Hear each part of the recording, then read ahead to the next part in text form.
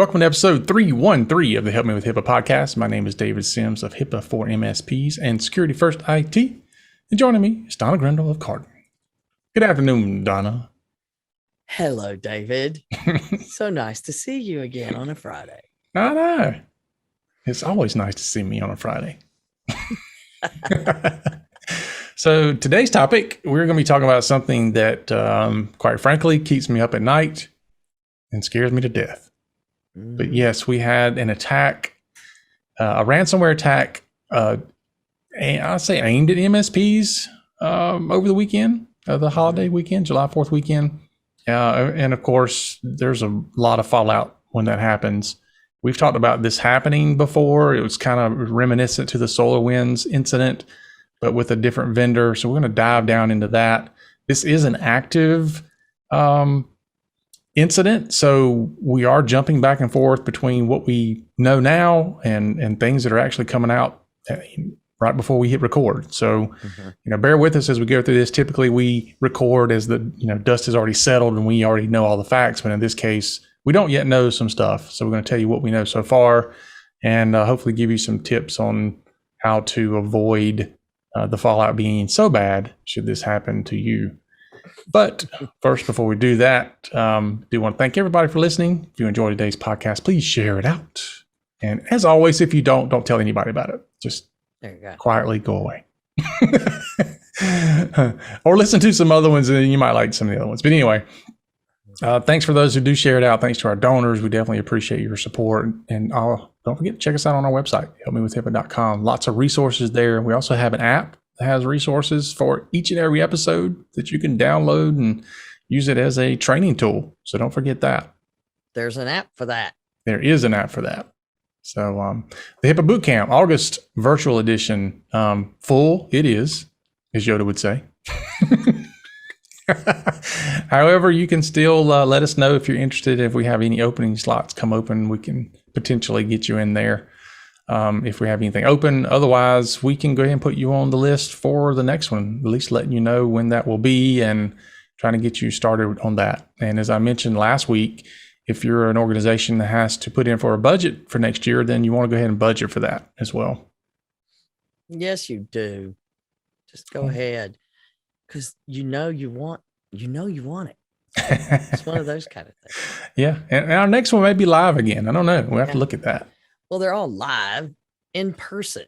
Okay. Versus it will be a live instead of live. You get to touch me on my shoulder. He's real. You're so wrong. Yeah. Somebody asked me one time, is that artificial intelligence? I'm like, all my intelligence is artificial. Yes, it is. It comes from somewhere else. All right. So I guess we should say that our HIPAA Say what? is not going to be a segment. It's going to be the entire show. It's HIPAA doesn't talk about ransomware. No, not specifically. We do have some guidance about ransomware, from the HIPAA police people. But, there's a lot of things that HIPAA doesn't talk about that everybody's pretty sure it does talk about. But,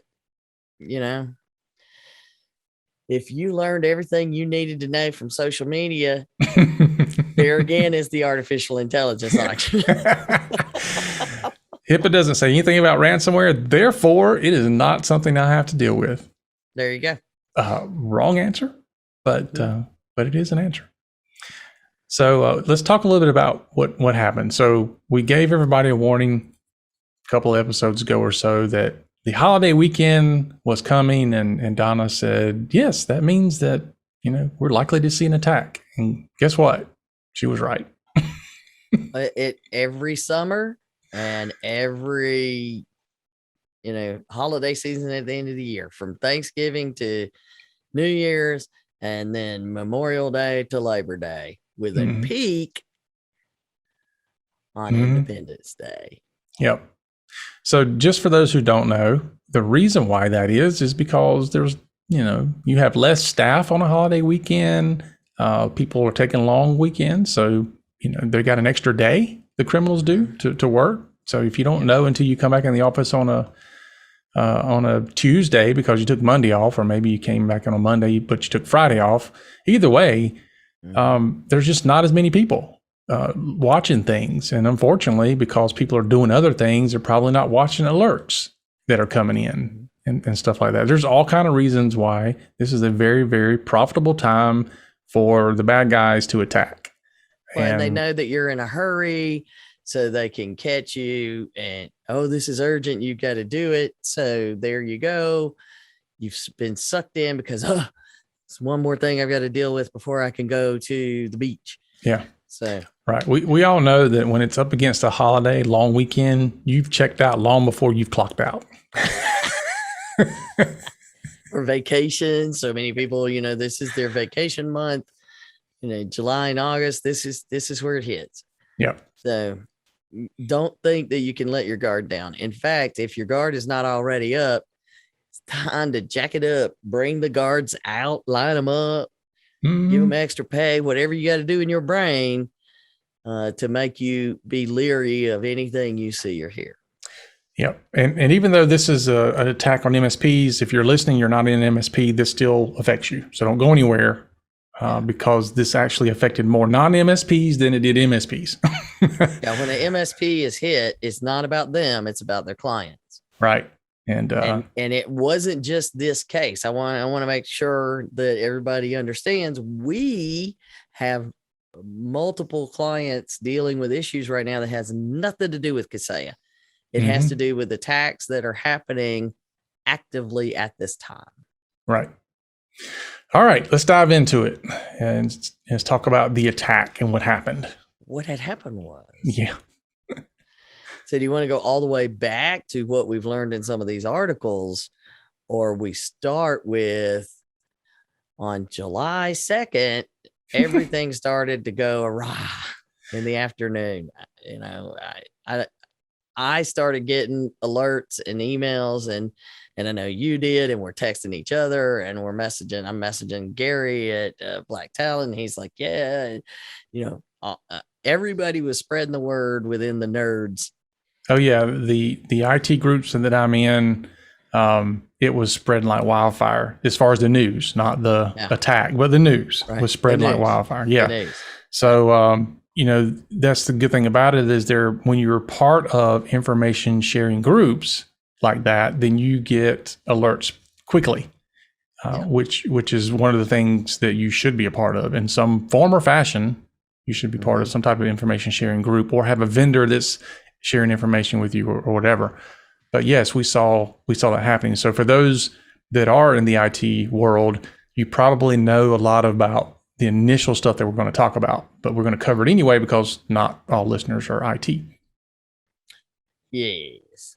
So the news was that this vendor of software that is used by IT companies to support their clients, the vendor was attacked by stealing their connections, if you will. They kind of piggybacked onto what was already there using vulnerabilities that were in the software to allow them in, that then let them spread these attacks to every endpoint of an MSP that they could infect.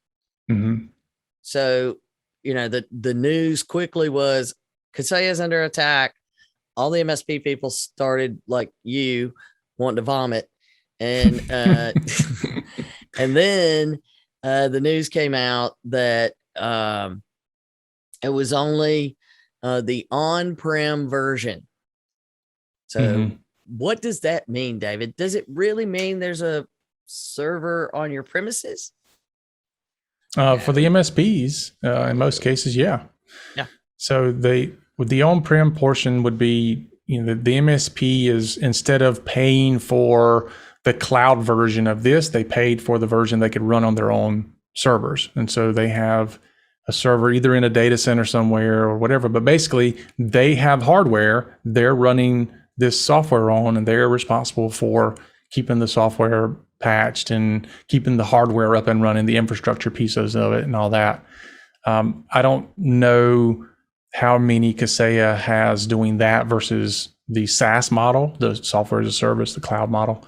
But I would say most people do that. Most people probably put it in the cloud. They don't want to deal with infrastructure and all that kind of stuff. But there are times where, for various reasons, where it might make more sense to not do that. But anyway, that's the limit of the attack that we know so far, is that it was only for those people who have the on-prem servers. Well, what we know is those were the ones being hit. Yeah. And there's varying numbers. I've seen anywhere from like 50 to 60 different MSPs, but who knows what the real number is of people that have or were using that. And of those, how many got hit, because they would have to get to those servers. But essentially, if you were a client of one of those MSPs and you had a computer that was being monitored by one of those MSPs, it was hit with ransomware, is basically what happened. Yeah. So they're saying it's like, and again, the numbers are very broad. I've seen like 800 to 1,500 clients. It's huge. Yeah. And you think that many people were hit simultaneously. Yeah. Not endpoints, clients. Clients. Yes. So the number of endpoints was tens of thousands. I'm certain. Of individual devices on those endpoints. So it is going to be a massive one when we hear the back end story, and if for their part, Kaseya is being fairly transparent of what's going on as far as the activity taking place right now. But we were, as David said, we've been monitoring their update site and got an update right before we started to record, because we're recording late today. But they're alerting people now. Not only are they having to alert you about the status of what's going on with their attack, but what other criminals are now doing with this attack. So again, if you're not part of this attack, you're still at risk because what other criminals are doing. Yeah. And it's, as I like to say, never let a crisis go to waste.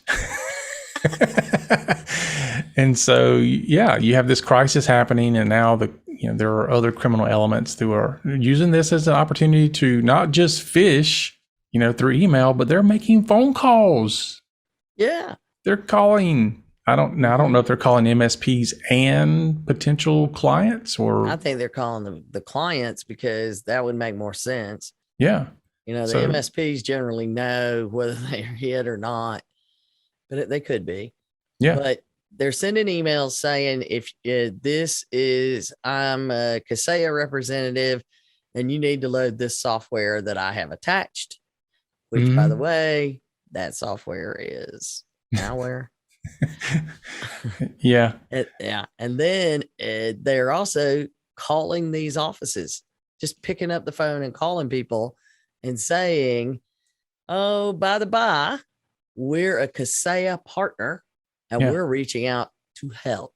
And your MSP had asked us to contact you or whatever. I don't know exactly what they're saying, but somebody's going to fall for it. There is no doubt in my mind.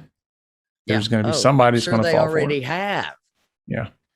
With them bringing it up, they're calling up the places and saying, go to this website and download this stuff, rather than sending a phishing email. Yeah. So you actively go and download it. And it's probably one of those, you got to do this now. Stop what you're doing. You got to do this now. Otherwise, you're going to get infected. It's going to be bad. Imagine what your boss is going to say if you don't do this now. And the person on the phone is like freaking out and doing it. So, I've been getting tons of unknown calls on my phone this morning. So I'm sure at least one or two. I've been getting the scam that says your software license, and it's an automated message where it's like a computer that don't speak English, and then they put in the text, and then so now you got the computer not speaking normal English on top of that. Please call us today at 539. Yeah, I love those. Your software now not working. You will be losing use of software for $3.99 payment. Call this number to get rights to software back. What? Yeah, you didn't understand that? I know. I'm like, but this is what they're doing. So if you're not in the mix of this, don't get in the mix. Mm-hmm. Don't respond to anything. And this will be ongoing now for weeks. So by the time you hear this, it'll still be happening. So we will be sending out as much as we can. Do not participate. Yeah. Just listen to us. Don't click on anything. Yeah. Just if you get an emotional response to an email or a phone call about your computer, stop. Hang up. Don't click. And call someone who you know and you are initiating a phone call to. Yeah. Yeah, I mean, pick up that phone. I know people hate phones these days, you know. Pick up the phone. I'm a person that likes to talk on the phone. I don't either. I don't like it either. It's quicker just to send a quick email, quick text, whatever. Getting on the phone. I guess you feel like you have to have a conversation. You can't just say the 5 words and, okay, bye. How you doing? How you mom, them? I don't need all the niceties. Just give me what I need. Just say what you got to say. Yeah. But you pick up the phone and call your IT vendor, or if you've got IT on staff, call them. But get your ears on somebody to understand you're dealing with that person.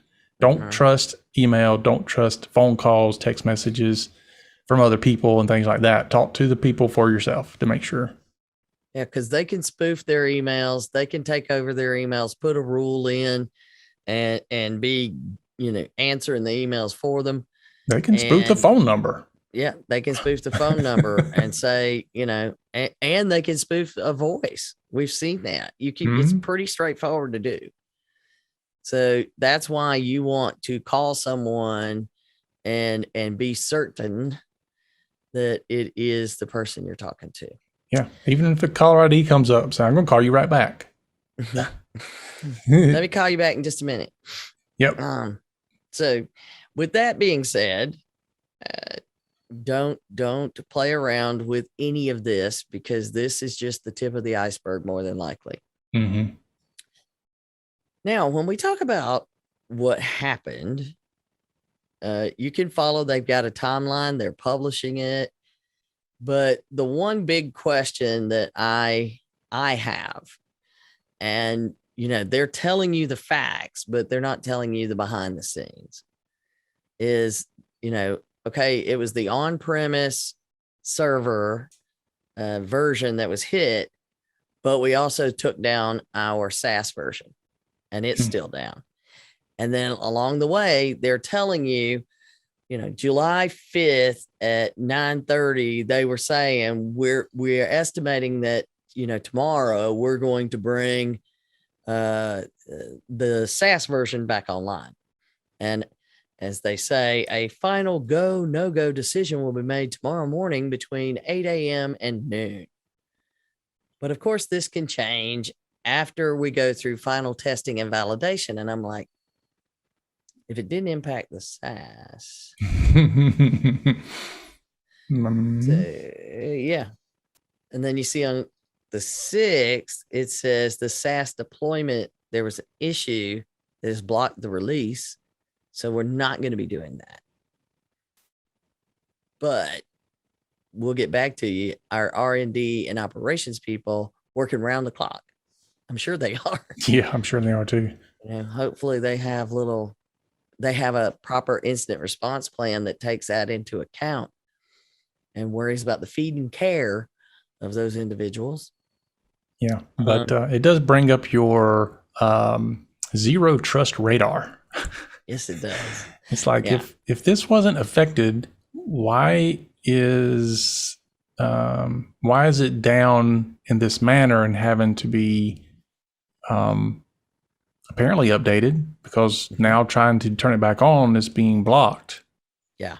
by something. So Well, they stopped it because things are not going well. They found problems. Yeah. So it just kind of makes me wonder what's going on there. I can understand why they took it down just as an abundance of caution, but bringing it back up doesn't seem to be working very well. Yep. So on the 6th at 10 p.m., they say, our bad, we're not going to be able to roll it out. On the 7th at 8 a.m., they go, yeah, we're still working on this. We'll get back to you. And then on the 7th at noon, they say, we are resolving the issue related to our SaaS infrastructure and plan on beginning to restore services no later than the evening of Thursday, July 8th. Okay. So that was last night. That was last night. Yes. So, you know, when we're recording things. And so then it's uncertain exactly how this is going to work. But on the evening of the night of the 8th at 5 p.m., it said, you know, it's still not going to happen because they are the intentional compartmentalized design that ensures the security of the remaining 26 modules within their platform, not just the impact to the VSA, because they have a lot of other things. Mm-hmm. But it at 8:00 last night, they still hadn't committed to the SaaS. They've published a run book to prepare for the steps to take once it returns to service. But I do not see the official announcement that it is. They want you to review the run books for the upcoming release as of 9 a.m. July 9th. So it's still an upcoming release. It's still not out. And they've given you the run book. And so we don't know when that thing's going to come back up. Supposedly the on-prem updates are July 11th, which would be Sunday. In the meantime, though, what are the MSPs doing, David? Freaking out. So I've not talked personally with anybody who this has affected. I've basically just read through forums and Reddit channels and I wouldn't want to bother them. No, I haven't. And other private forums. I'm kind of, looking at it from the outside.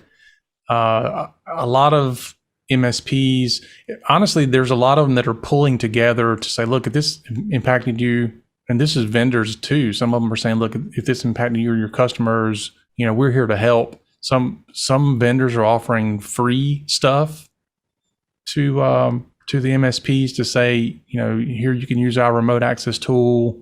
You can use our platform until you get yours back online. So the community itself seems to be pulling together to really help out on something like this.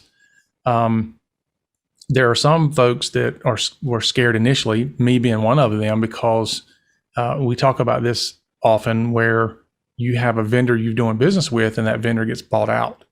Well, this is our case, where we have a service that we buy, and initially it was not owned by Kaseya, but Kaseya acquired it. And of course, when this came out, I was like, oh my gosh, please tell me this doesn't affect the other services. The service that we buy from them wouldn't have an effect anyway. The worst thing that can happen would be they mess the service up, but it doesn't connect to our clients. So it wasn't really that concerned about it. But there are email addresses in the service. So I don't want the database of email addresses to get out. But other than that, there's no fear that they have any connection into anything else. But still, it's a documentation tool, right? It's actually just a dark web monitoring tool. Oh, that's right. Yeah.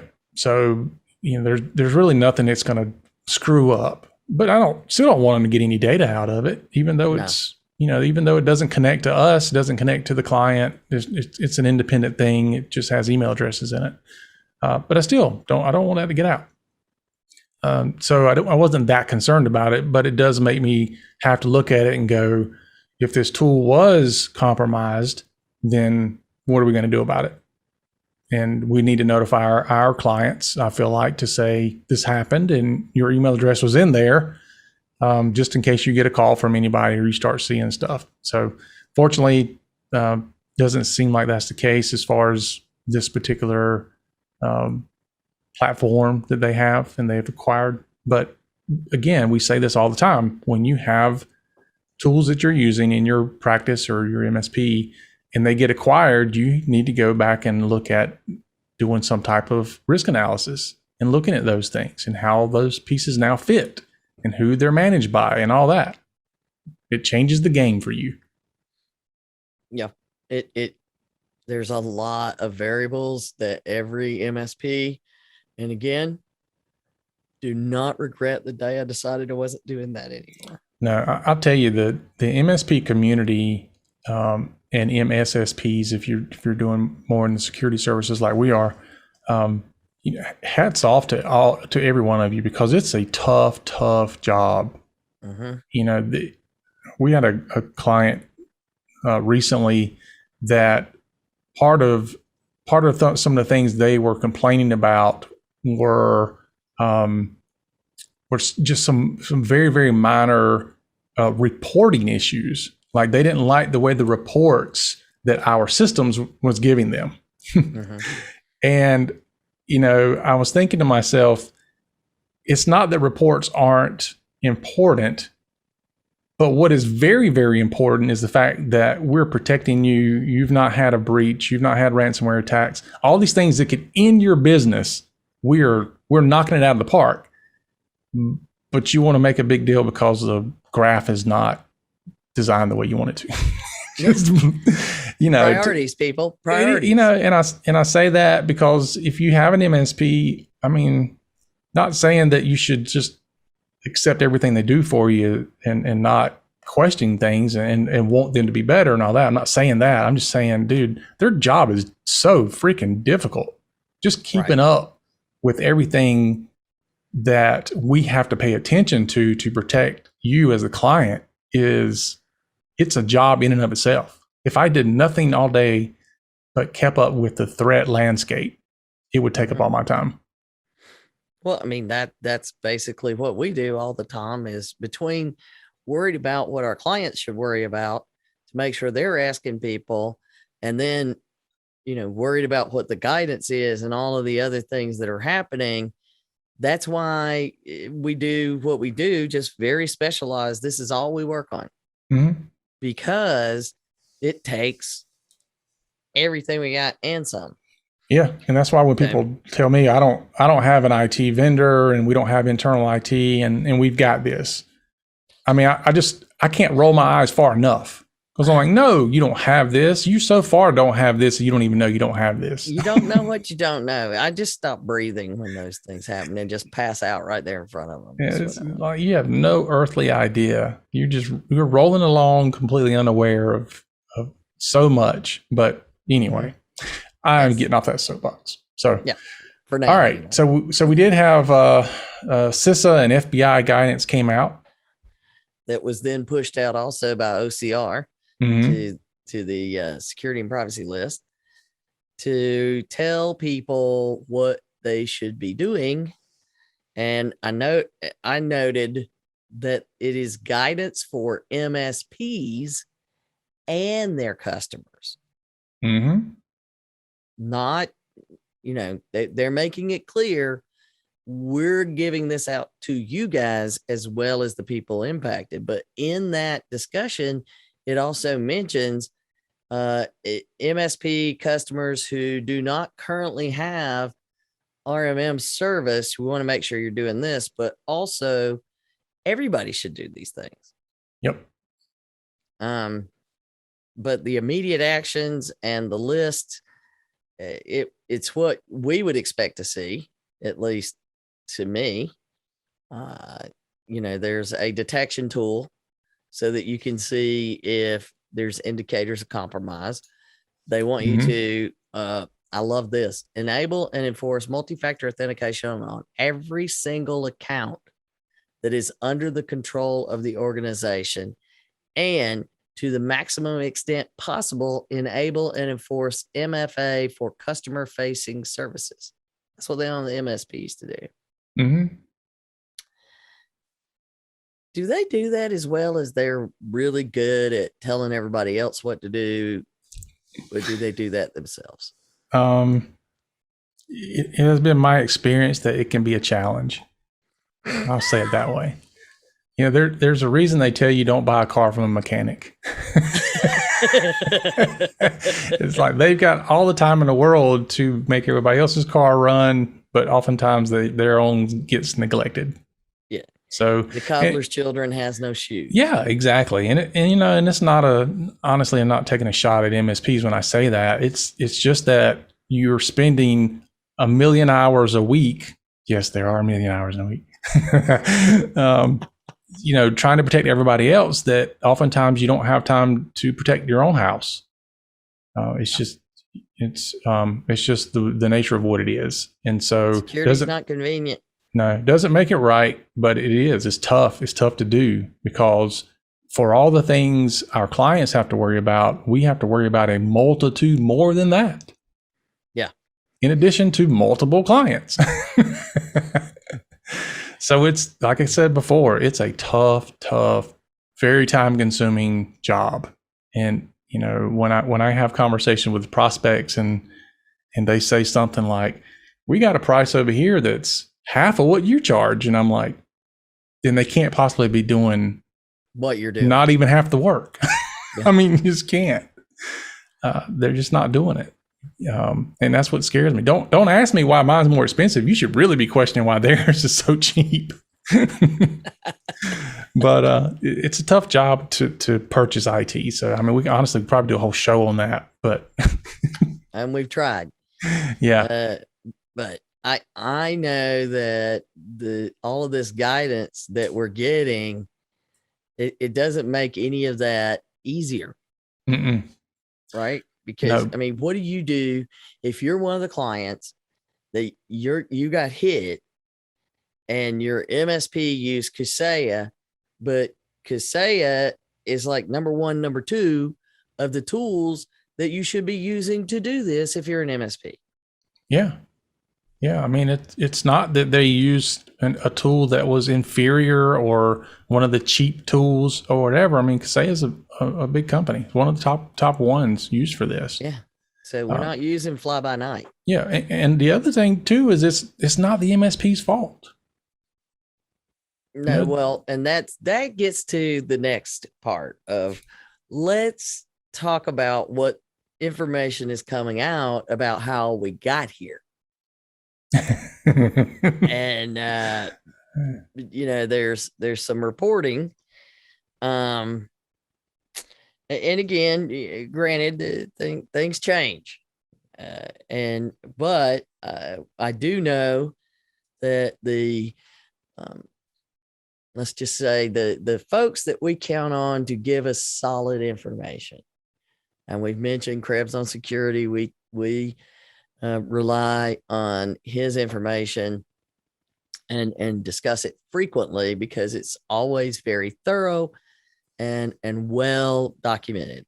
Mm-hmm. And well, they check and double check. And then the other is Secure World, where I get information from them because they're the ones out bringing in all the security people together, and they have some great connections through all the security people. Both of them tell stories. They're not stories. Both of them report facts. They're a little stressful because at first when this hit, I thought the criminal screwed up the timing.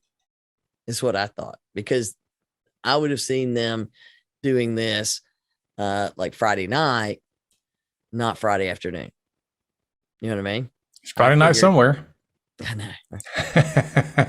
But Eastern United States time, it was like what 1:30-ish that this news started coming out about it, or the attack started. I don't know, but Yeah, sounds still about Friday right. afternoon.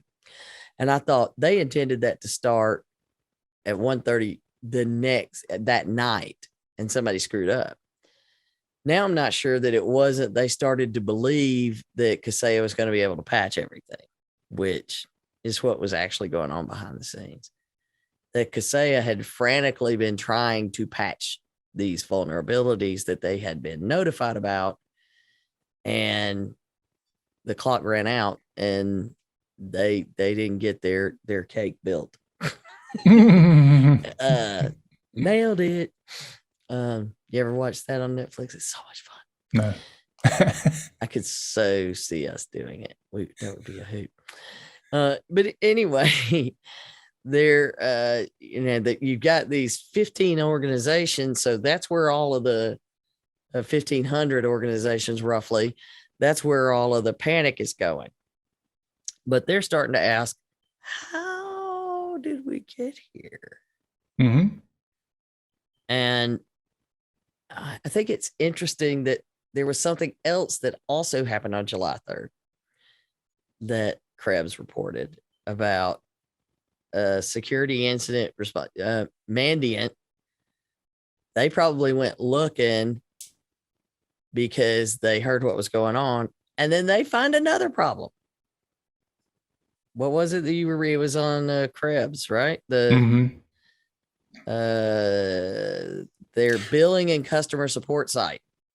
Yeah. So Mandiant, which a lot of you guys have heard us talk about before, part of FireEye, their response team, they notified Kaseya that their billing and customer support site, so a page on the internet or a portal on the internet, was vulnerable to a CVE. And it allowed remote users to read any of the files on the server using nothing more than a web browser. Now, here's the problem. CVE means that's an identified problem, an identified vulnerability that gets an ID code. Mm-hmm. And the first 4 digits of the ID code tell you the year that it was identified. David, what are the first 4 digits of the ID code of this vulnerability they found on July 3rd, 2021? 2015.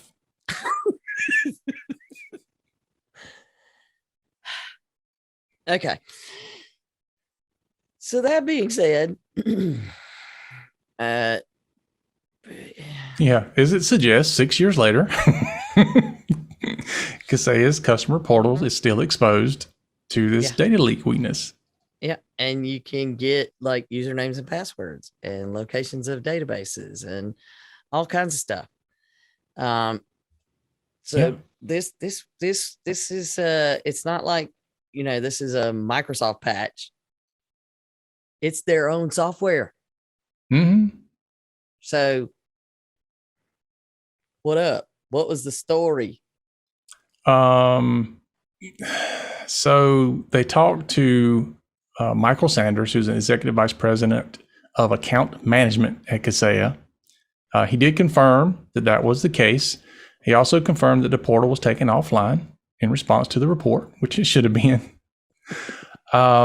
Here's the kicker, and this makes me like bang my head against the wall. Yeah. The portal had been retired in 2018. Okay? Mm-hmm. Gone away. They brought in a new portal, so updated they weren't everything. using this anymore. Not using it anymore. Yet somehow it was left online. It was deprecated but left up. WTF, man. Yeah. So that gets you a little bit. We're not going to go further into that until we hear more. But that this was found when they were looking for the other problem. I am sure at some point right now, the folks at Kaseya, I ain't got time for that. Yeah. Well, yeah, they got to figure out how that happened. Yeah. And this is going to be some of the good that comes out of this, is that you'll have so many security teams and security researchers that are going to start looking at Kaseya, or that are looking at Kaseya, and everything about them. Because, honestly, nothing kind of gives you a pat on the back more as a security researcher than to be able to find these things. And then you're able to, use that in your marketing to say, our research team found this. So you'll have a lot of people that's diving in this. So the good of it is a lot of people are going to be poking to see if they can find the holes, which is great, because both good guys and bad guys. Yeah. Well, the bad guys are always doing it. But now the good guys are doing it to try to find them so they can patch the holes in the sinking ship. Well, and so here, speaking of, in the Secure World article by Bruce Sussman, the article that came out yesterday says there's a little bit more to the story of the vulnerability that was currently used itself. Well, let's see. When was the date? April 6th. April 6th. The springtime. The Dutch Institute for Vulnerability Disclosure. Divid. It seems like they should find a way to make it be ditch, but Dutch Institute for Technical Cyber Hell. I don't know. I would like it to be ditch. Anyway, they notified Kaseya that their researchers had found several problems in Kaseya software, 7 specific security vulnerabilities. Okay, you got the minor, you got the easy. That comes up when we do our assessments. There's little things, there's big things, and then there's, holy crap, stop what you're doing and go deal with these things. So that's where you got what they call the CVSS, the scoring system. And the majority of those vulnerabilities that they discovered scored a 9.8 on a scale of 1 to 10. 0.2 is all they're off from. The whole world should stop until these things are taken care of. Wow. I mean, these are critical. They are critical, no doubt about it, with that score, because the critical identification means attackers can use this to do a lot of damage. It's when we do our risk assessment. Is this a serious problem? And they were saying if they get a hold of this, it's going to be bad. It's bad.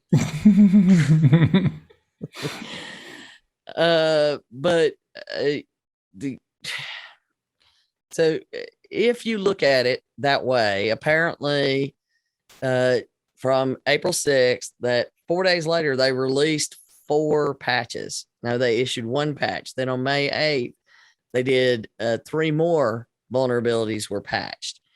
And at the time, though, the most severe one, which is unpatched, this was the group that was unpatched at the time, that it would allow a hacker to bypass multi-factor authentication and a cross-site scripting bug, which don't worry about that if you're not a nerd, and then credentials leak and business logic flaw.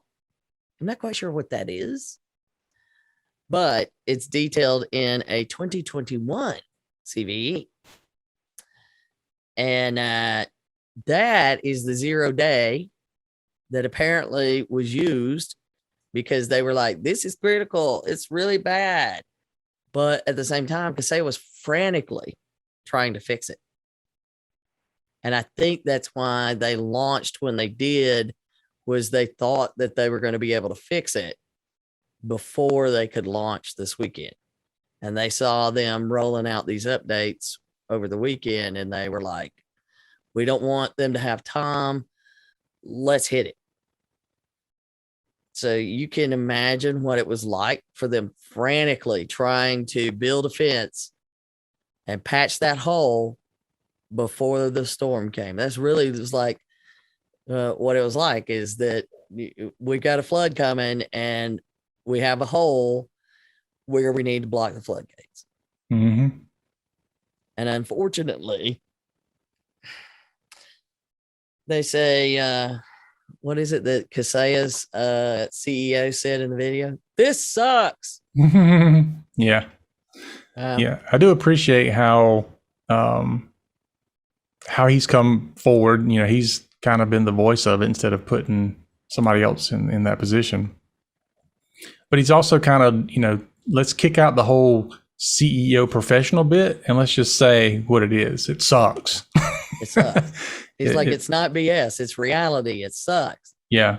And so I can appreciate that, you know, because you don't want to give the whole same static song and dance. You know, your privacy and security is important to us, and we were taking every measure possible. I mean, that's what we hear every single time. Look, somebody come out and go, you know what? This sucks. We dropped the ball. We hate it for everybody involved. We're doing everything we can. You know, I'm sorry. This sucks. It sucks for don't you. Don't go the other way that says this sucks. It's not our fault. Don't do that. Yeah, we have seen that, I think. Something similar to that. Something. But, you know, the CEO and I don't know if you saw this part, but came out and said, we will be providing direct financial assistance to MSPs who have been crippled by these evil people and the new adversaries that we face. Oh, wow. So, you know, you got to respect that they're taking care of their clients the best they can. Mm-hmm. They couldn't prevent it, but, you know. Oh, and I did find this, the Dutch David. Are you okay, David? What's been going on with this, David? Go ahead. They were doing scans and they had detected 2,200 potential reachable VSA instances on the internet. And when they did this report on Sunday, it was less than 140 in their most recent scan that they could find. So the fact that it went down to, you know, people were shutting them down, and they were doing the scans every night, and they continue to do so. Mm-hmm. But the big picture is the problem is not solved. We still have them, you know, trying to figure out whether they're going to pay the $70 million ransom. What you want to bet one of these servers is sitting in a closet or a data center somewhere and somebody's forgotten that they used to use it? And it's going nuts. But we do know that as much as we hate to talk about ransomware, it is getting worse. It is not getting better. And you know, there was an article that we were looking at that talked about that they're having, you know, everybody's talking about having, you know, shortages, workforce shortages, and they're having a shortage for negotiators. Yeah, in ransomware gangs. They need more negotiators because they have 1,500 different businesses trying to reach them through the REvil attack. So they clearly had no idea how many businesses they were going to hit, but at the same time, they have all these people that are now in this position, and they can either restore or they're negotiating. Mm-hmm. It seems there was no exfiltration, which is a good thing. Oh, that's fantastic. Yeah. So anyway, I mean, it's tough. It's as much as we love to have the fun cut up episodes, we just don't have more of these that are not so fun to cut up with. These are hard. I don't like it, but I mean, you got multiple layers of victims here.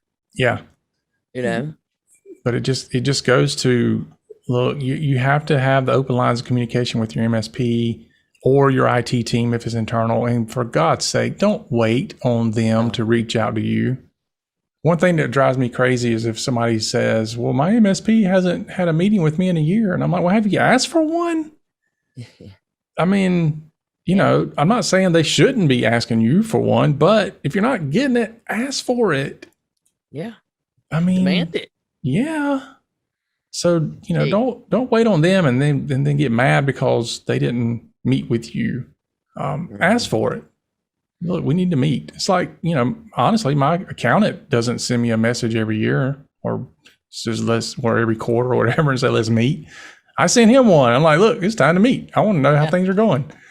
I can read the reports, but, I want your professional opinion on things. And so I ask for those things. And I doubt very seriously that he's proactive with anybody. That's just the way things are. If you want to meet with me, just ask. So anyway, enough of that. That is our show for today, folks. Thanks for listening. Remember to share us out. And as always, remember, HIPAA is not about compliance. It is about patient care.